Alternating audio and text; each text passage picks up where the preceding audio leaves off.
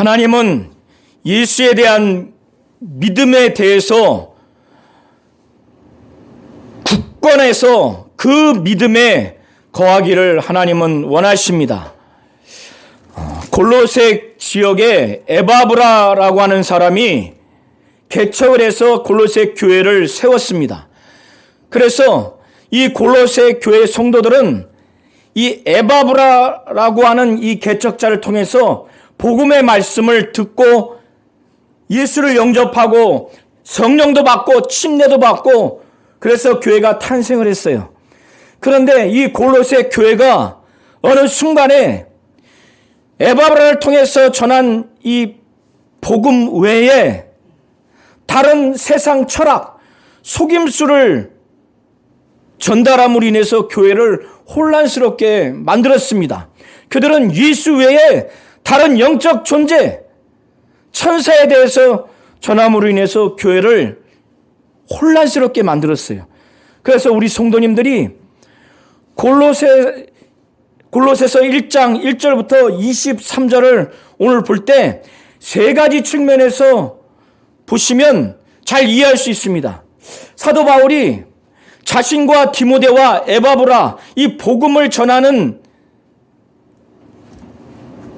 영적 지도자에 대한 권위, 이 영적 지도자에 대한 신뢰를 지금 표하는 말씀을 전하고 있고, 두 번째는 이들이 전하는 이 복음의 내용, 특별히 에바브라라고 하는 개척자가 전하는 이 복음이 이 골로새 교회뿐만 아니라 골로새 지역뿐만 아니라 전 세계 모든 피조물에게 전파될 수 있는 복음의 보편성이 있는가, 이 시각으로 지금 증거하고 있습니다. 세 번째는 그 복음의 본질이 무엇인가, 복음의 본질이 바로 예수에 대한 내용이라고 하는 것을 말하고 있어요. 그래서 고린도서 1장 1절부터 23절을 볼 때는 바울과 디모데, 특별히 에바브라가 복음을 전하는 자로서 신뢰성이 있는가?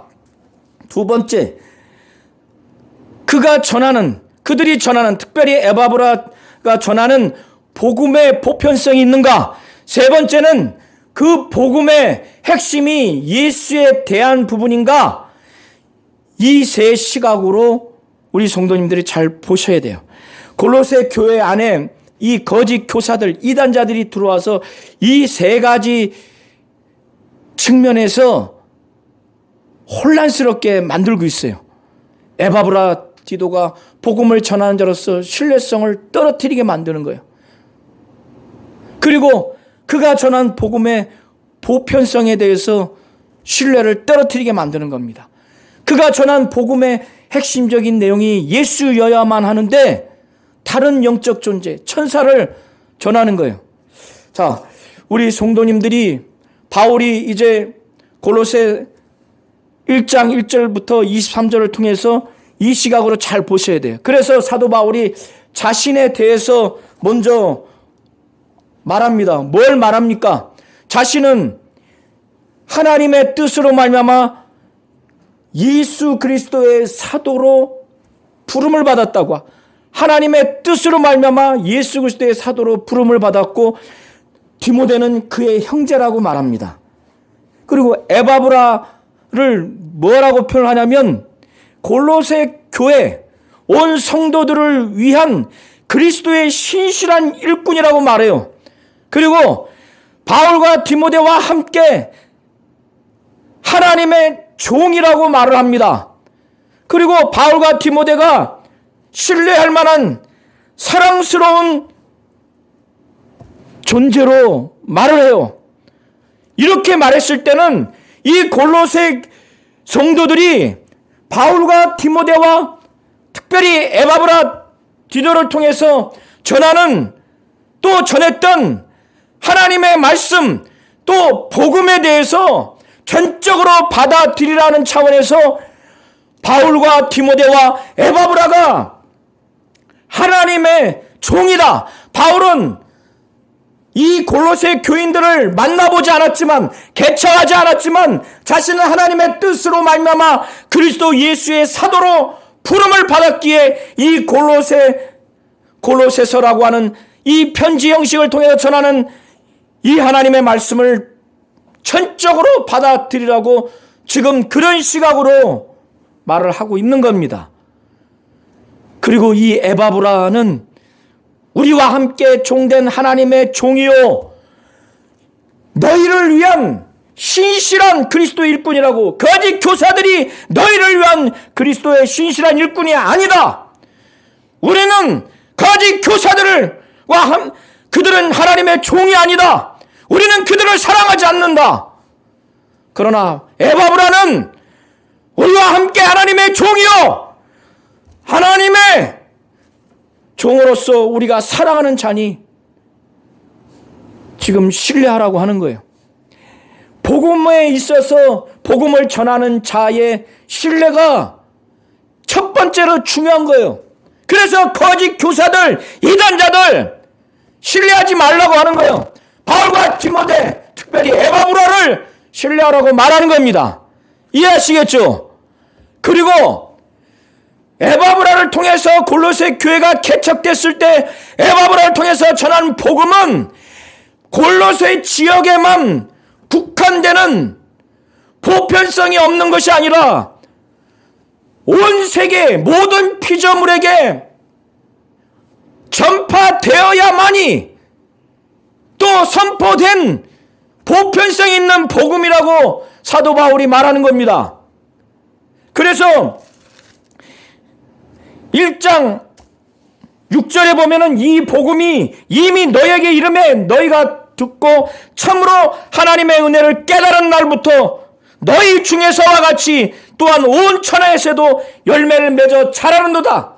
골로새 지역뿐만 아니라 온 세계, 온 천하, 물론 여기서는 전 세계 모든 민족, 모든 사람에게 전파됐다는 그런 의미가 아니에요. 또 23절을 보세요. 만일 너희가 믿음에 거하고 더 위에 굳게 서서 너희 들은 바 복음의 소망에서 흔들리지 아니하면 그리하리라. 그리고 난 다음에 바울이 말한 것은 이 복음은 천하 만민에게 전파된 바요, 나 바울은 이 복음의 일꾼이 되었노라. 이 복음은 모든 피조물 가운데 하늘 아래 모든 존재에게 선포된 바로 복음의 보편성을 두고 말하는 겁니다. 그리고 이 복음의 일꾼으로서 자신이 바울이 일꾼이 됐다고 말하는 거예요. 그러니까 이방인의 지금 전달된 이 복음의 시초는 바로 하나님의 뜻으로 말미암아 그리스도 예수의 사도로 부름을 받은 바울, 그리고 이 복음에 자신이 일꾼이 됐고 자신을 통해서 에바브라가 변화를 받고 목회자로 골로새 지역에 개척을 했기 때문에 이렇게 복음을 전하는 바울과 또 골로새 지역에 복음을 전했던 에바브라에 대해서 신뢰를 주고 디모데도 함께, 그리고 이 복음은 모든 지역, 모든 피조물에게 선포되어야 한, 또 이미 원론적으로 선포된 그 대상이 모든 피조물인 복음이라고 하는 것, 복음의 보편성을 두고 말하는 겁니다. 여기에 바울이 말했을 때 23절의 내용은 원론적으로 말하는 거예요. 그래서 23절에 보면은 현대인의 성경에는 이 기쁜 소식은 하늘 아래 모든 사람에게 전파되고 있음이라고 표현되어 있죠. 실제적으로 전파됐다는 것이 아니라 복음의 대상이 하늘 아래 모든 피조물이라고 하는 거예요.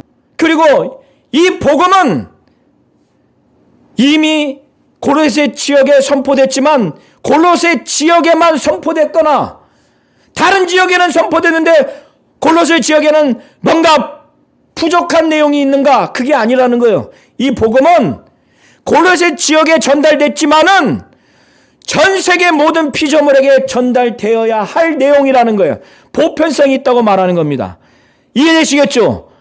그리고 난 다음에 이제 바울은 이 복음의 핵심, 그 본질이 무엇인가? 바로 뭘 말하는가? 예수에 대한 것이 복음의 본질이라고 말하는 겁니다. 자, 우리 성도님들 잘 들으세요. 고린도 교회가 이렇게 개척이 돼서 좋은 것도 있고 긍정적인 것도 있고 안 좋은 것, 부정적인 것도 있다고 하는 것을 에바브라가 개척자지만은 이 교회에 거짓 교사들이 들어와서 속임수, 세상 철학을 전하고 예수 외에 다른 영적 존재, 천사를 전화해서 교회가 혼란스러워졌는데 에바브라가 이걸 해결을 못하니까 에베소에 있는 바울에게 간 거예요.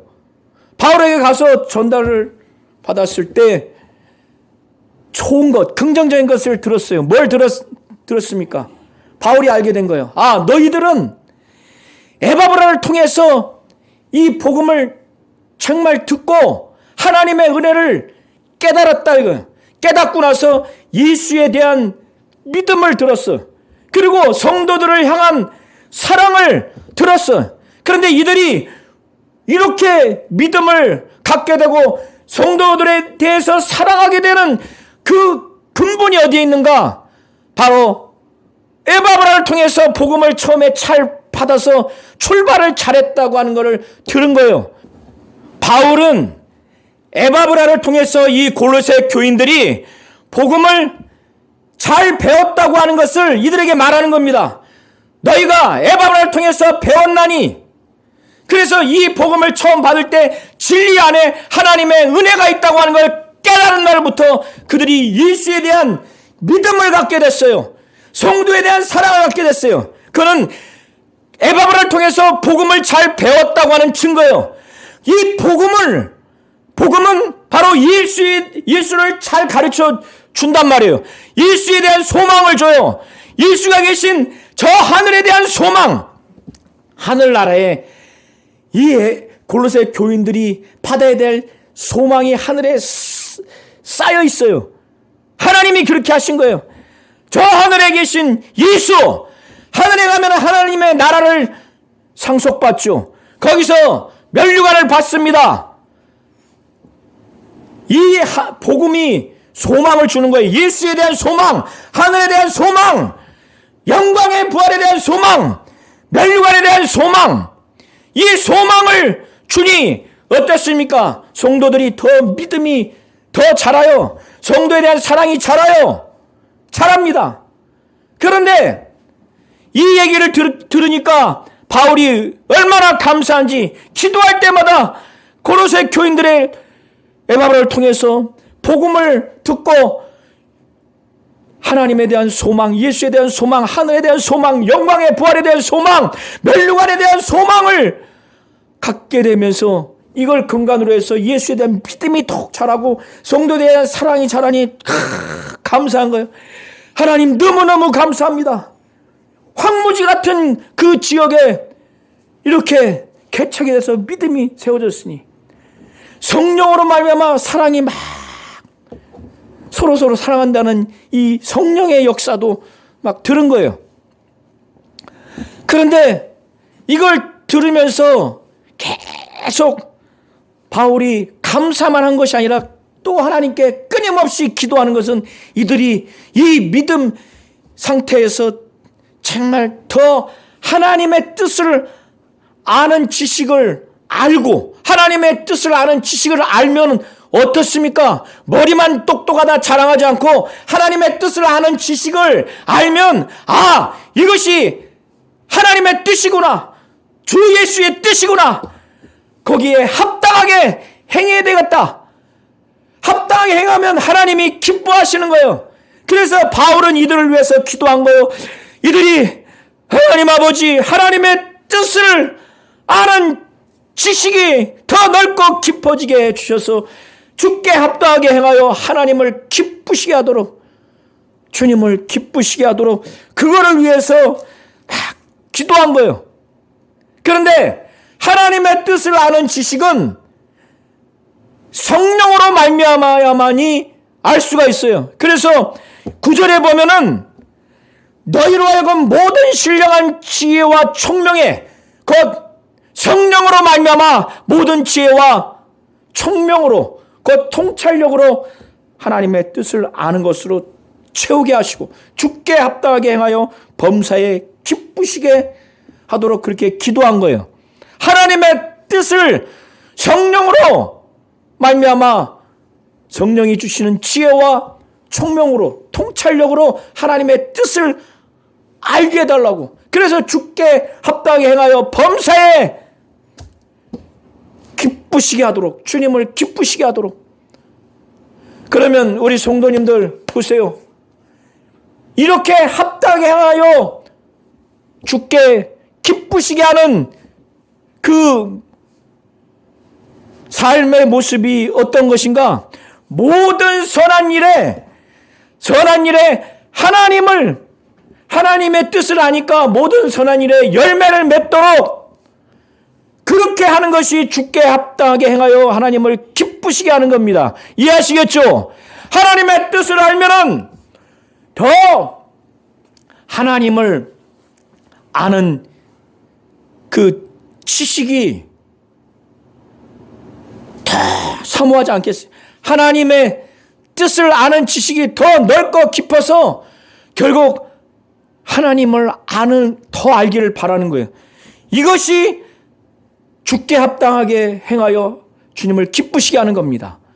자, 세 번째는 뭐냐면 이들이 예수 믿는 것 때문에 박해도 받고 거짓 교사들로 인해서 어려움을 당하는 이때 이들이 하나님의 그 영광의 힘을 통해서 하나님이 갖고 있는 영광의 힘을 하나님이 가지고 계신데 하나님이 그 힘을 우리에게 주시는 거예요. 이 골로새 교인들에게 주시는 겁니다. 하나님의 영광의 힘을 통해서 그들에게 주시는 그 힘을 그들이 받아서 능력을 받아서 그들이 강건해지기를 바라는 거예요. 우리 성도님들도 어려울 때 예수 믿는 것 때문에 핍박받고 이 세상에서 영적 생활할 때 어려울 때 하나님의 영광의 그 힘, 하나님은 이 힘을 갖고 계세요. 이 힘을 통해서 우리에게 주고자 하는 그분의 능력을 받으셔서 아주 강력하게 되기를 바랍니다. 그렇게 됐을 때 하나님이 주시는 기쁨으로 견딜 수 없는 모든 어려움 가운데 견딜 수 있는 거예요. 오래 참을 수 있는 겁니다. 하나님은 이걸 기뻐하시는 거예요. 이것이 주께 합당하게 행하여 주님을 기쁘시게 하는 겁니다. 네 번째는 뭐냐면은 하나님이 주께 합당하게 행하여 기쁘게 하는 것이 무엇인가? 우리는 우리의 죄 때문에, 아담의 죄 때문에 그 죄가 원죄돼서 지옥 형벌에 갈 수밖에 없는데 예수께서 우리의 죄를 짊어지시고 저주를 담당하시기 위해서 피 흘려 죽으셨어요. 그 예수의 공로로 말미암아 우리는 죄에서 자유함을, 죄에서 용서함을 받았습니다. 할렐루야! 네. 그 예수의 공로 때문에, 이 예수를 믿는 믿음으로 말미암아 우리는 흑암의 권세에서, 이 세상 마귀가 죄와 사망을 통해서 우리를 완전히 지배하는 이 흑암의 권세에서 하나님이 사랑하는 아들의 나라로 우리를 옮기셨어요. 그 아들의 나라, 아버지는 아들에게만 주고 싶은 사랑하는 아들의 나라에 우리를 옮기셨어요. 그렇기 때문에 우리는 이 예수의 공로로 말미암아 하나님이 우리에게 주시는 저 빛의 나라, 빛 가운데서 하나님의 나라에서 우리가 받아야 할 이 상속자로서 하나님의 아들로서의 그 몫이 있어요. 그 몫을 받을 자격을 주신 것에 대해서 감사라는 거예요. 이 감사라고 하는 네 번째가 주께 합당하게 행하여 주를 기쁘시게 하는 겁니다. 골로새 교인들이 이런 것이 있었다면 거짓 교사들에게 미혹당하거나 유혹당할 일이 없는 겁니다. 이해하시겠죠?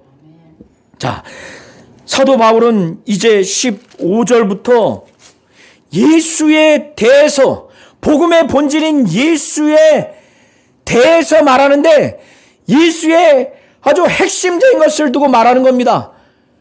거짓 교사들이 예수 외에 다른 영적 존재, 천사에 대해서 말을 하고 있으니, 사도 바울은 예수가 누군가에 대해서, 하나님과의 관계에서 어떤 존재인지, 또 세상 만물과의 관계에서 어떤 존재인지, 교회와의 관계에서 어떤 존재인지, 이거를 분명하게 말하는 거예요.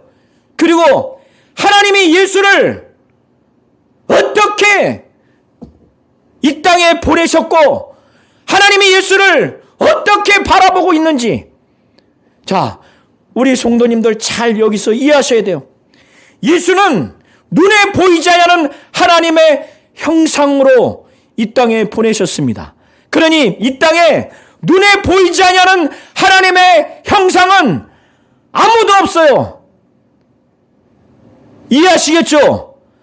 자, 하나님이 예수를 이 땅에 보내셨을 때는 자신의 존재를 믿고 자신의 뜻과 자신이 하는 일을 다 믿으라고 그의 아들을 보냈는데, 육신으로만 몸이 건조하게 보낸 것이 아니라 이 아들은 아버지 품속에서 독생하신 하나님으로서 지금까지 하나님을 본 자들이 없지만은 이 예수가 눈에 보이지 않는 하나님을 나타냈어요. 그에게 아버지의 독생자의 영광이 충만하고 은혜와 진리가 충만하게 했어요. 하나님 아버지는 말씀이 육신이 되어서 이 땅에 보내신 그 아들 예수, 성육신하신 그 예수를 그 안에 하나님의 모든 충만, 신성의 모든 충만을 아들 안에 가득하게 하셔서 눈에 보이지 않는 하나님의 아들의 형상으로 보낸 겁니다. 자, 한번 다시 잘 이해하세요. 자, 저를 따라해 보세요. 예수는 눈에 보이지 않는 하나님의 형상이다. 예수 안에는 하나님의 신성의 모든 충만이 가득하다. 그래서 예수 육체 안에는 하나님의 신성의 모든 충만을 하나님이 거하게 하신 눈에 보이지 아니하는 하나님의 형상이라는 거예요. 이런 존재는 예수 외에는 아무도 없는 겁니다. 할렐루야! 이 예수를 믿으라고 하는 거예요. 하나님과의 관계에서 예수는 하나님이 그 예수 안에 하나님의 신성의 모든 충만을 육체 안에 거하게 하셨고, 하나님은 이걸 기뻐하신 거예요. 그렇기 때문에 그는 인간의 모든 죄를 짊어지시고 저주를 담당하시기 위해서 피 흘려 죽으심으로, 그의 피로, 그 아들의 공로로 말미암아 하나님과 원수된 인간을 모든 피조물과의 그 불화, 인간, 죄인인 인간의 원수의 관계를 화해시키셨어요. 화평하게 하신 겁니다. 이 예수는 하나님과의 관계에서 눈에 보이지 않는 하나님의 형상이란 걸 분명히 믿으시고, 그리고 이 예수는 하나님이고 하나님의 아들입니다. 그는 창조주예요. 만물과의 관계에서 만물보다 먼저 계셨어요.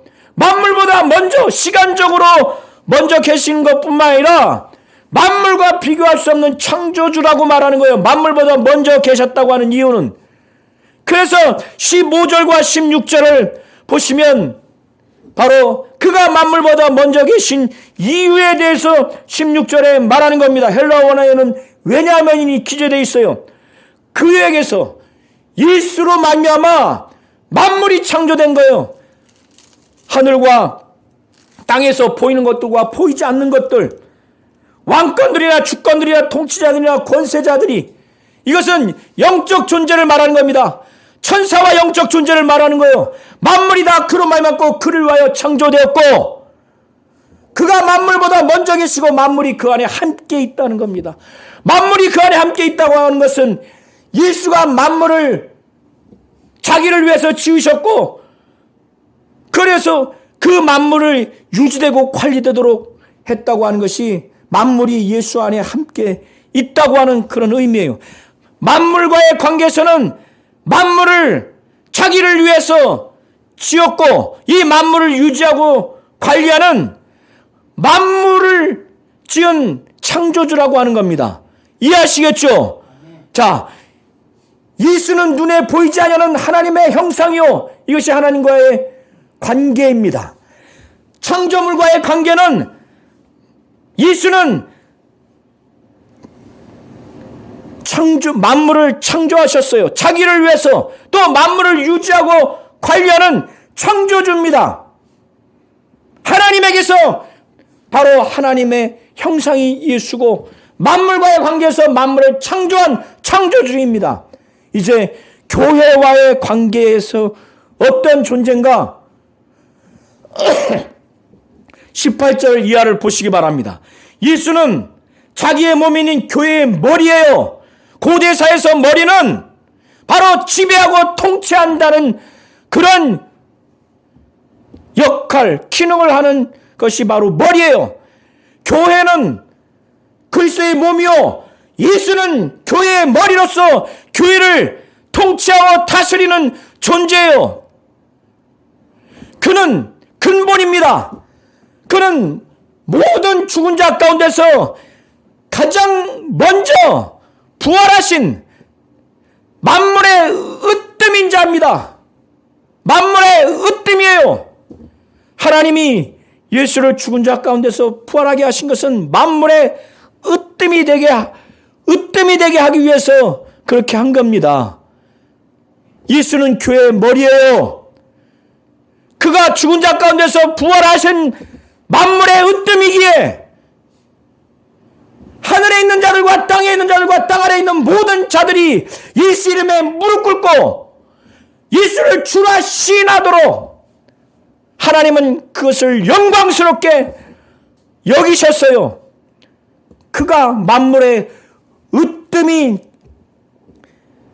되게 하는 이유는 하나님이 예수 안에 모든 충만으로 충만하게 하셨기 때문에 그는 만물의 으뜸이 되게 하셨어요.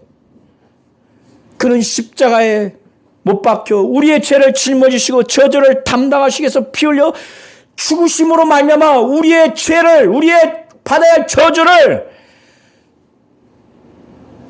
그가 다 담당하셨어요. 예수만 믿으면 우리의 죄는 없어지는 겁니다. 우리가 받아야 할 형벌은 우리가 받지 않아도 되는 거예요. 이런 예수를 믿으라고 하는 겁니다. 이 예수의 공로를 믿으라고 하는 거예요. 20절 보면 그의 십자가의 피로 화평을 이루사 만물 곧 땅에 있는 것들이나 하늘에 있는 것들 그로 말미암아 자기와 화목되기를 하나님은 기뻐하셨어요. 기뻐하셨습니다.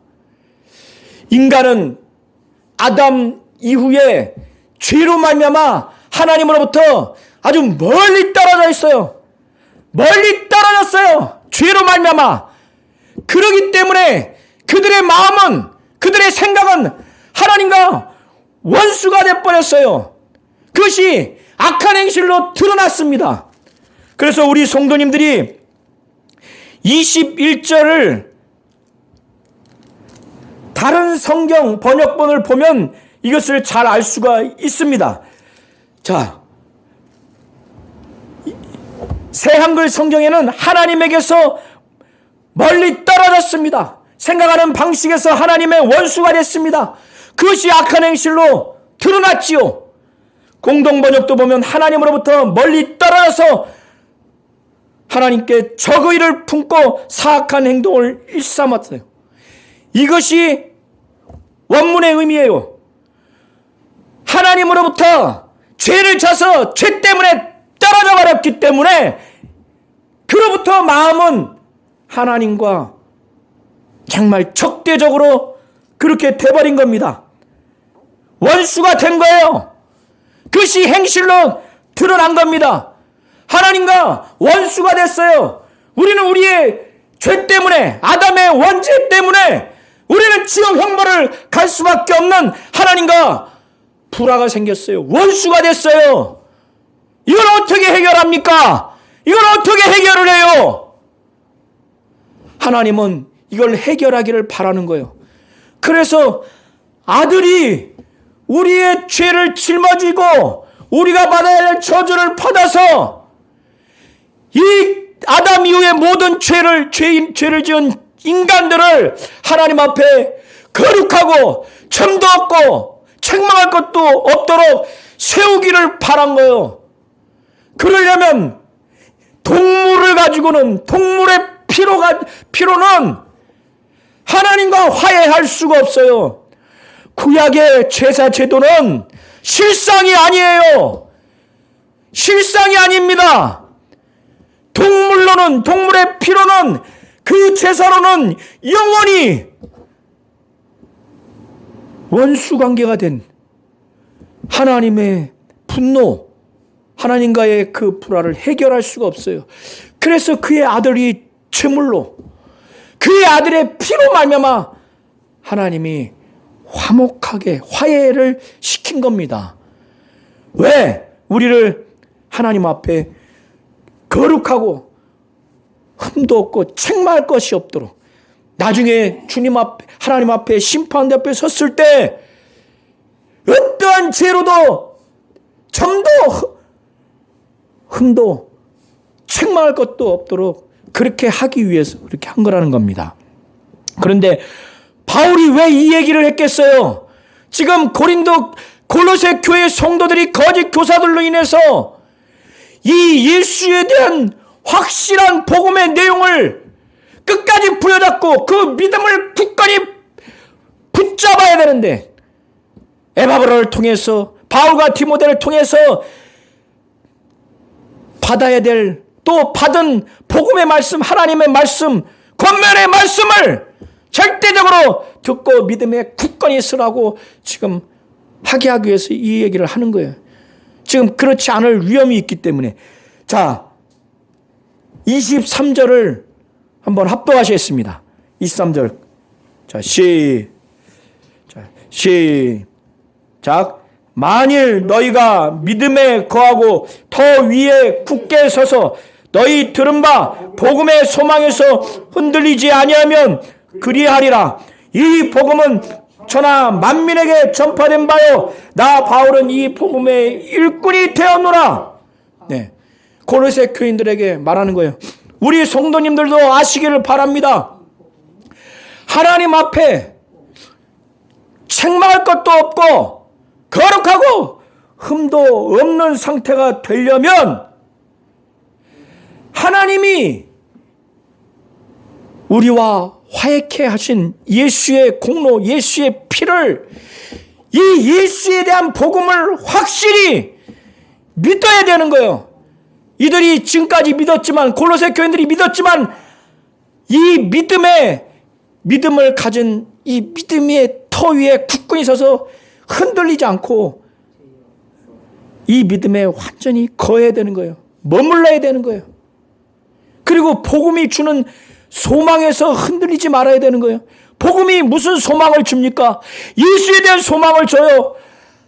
하나님의 나라의 소망을 줘요. 영광의 부활에 대한 소망을 줘요. 멸류관에 대한 소망을 줍니다. 하나님에 대한 소망을 줘요. 흔들리지 아니하면 하나님 앞에 거룩하고 흠도 없고 책망할 것이 없게 된다는 겁니다. 예수에 대한 바로 말씀, 예수와 관련된 복음의 내용을 믿고 흔들리지 말아야 된다는 겁니다. 이렇게 말하면서 바울이 지금 에바브라를 통해서 골로새 교회에게 전달된 이 복음은 보편성이 있는 복음이라는 시각으로, 이 복음은 천하 만민에게 전파된 바요, 나 바울은 이 복음의 일꾼이 됐다고 말합니다. 이 복음의 보편성과 이 복음을 자기로부터 에바브라를 통해서 골로새 교회에 전달된 이 복음의 시작이 된 자신이 이 복음의 일꾼이라고 말하는 거예요. 그래서 복음의 보편성과 이 복음을 나로부터 에바를 통해서 받았으니 신뢰하라는 차원에서 이 복음의 일꾼이라고 말하는 겁니다. 하나님은 우리 성도님들이 예수에 대한 복음에 대해서 믿었으면, 예수에 대해서 믿었으면 이 믿음을 아주 견고하게, 굳건하게 가져서 이 믿음 안에 거하는, 믿음 안에서 온전히 신앙생활하는 그런 사람이 돼서 하나님 앞에 거룩하고 흠도 없고 책망할 것이 없는 그런 신앙생활하기를 하나님은 원하시는 겁니다.